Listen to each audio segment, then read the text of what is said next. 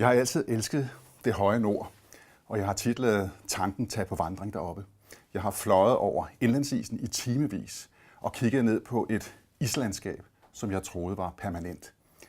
Vi taler om permafrost, fordi Arktis også måske er det sted på jorden, hvor man i hvert fald har været vant til, at tiden står stille. Og hvor man også kan finde den gamle tid. Man kan bore ned og finde iskerner og finde eksempler på, hvordan livet var for meget lang tid siden. Jeg har selvfølgelig læst om gletsjere i skred. Jeg har set de fotografier, der viser, hvordan en gletsjer har bevæget sig de sidste 200 år for eksempel. Civilisationer er jo altid opstået ved vand. Det skete i Mellemøsten, ved floderne.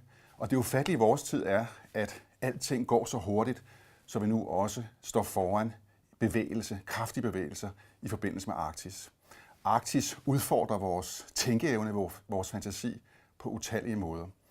Og det, som nu truer, efter alt at dømme, det er jo et stort tidevand, en syndflod, som en gang til gør, at vand bliver afgørende for os alle sammen. Det kommer ikke som en katastrofe.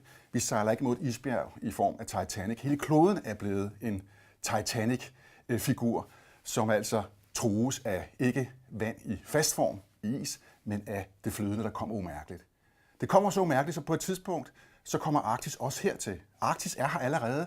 Når motorvejene begynder at krakelere, når grundvandet stiger, så er det fordi Arktis også kommer til de rige områder. Det er ude af vores bevidsthed til daglig Arktis, også fordi vi ikke bor, os danskere måske, i truede områder, tror vi. Vi taler om klimaflygtninge, og vi mener dem, der flygter fra ørkener. Men der kommer jo et tidspunkt, hvor hollænderne og danskerne og englænderne må flygte fra et stigende hav. Og det er det, som Arktis er blevet for mig. Det er blevet en metafor for dramatisk forandring, hvor det tidligere var et billede på det helt statiske. Jeg har læst om polarekspeditioner, jeg har læst mange bøger om det, og jeg har altid troet, at jeg ligesom kunne blive ved med at have en form for helle oppe i det arktiske. Et sted, hvor eventyret havde plads. Nu synes jeg desværre, at det er et mareridt, der venter. Jeg er jo ikke sikker på det. Det er der ingen, der helt er.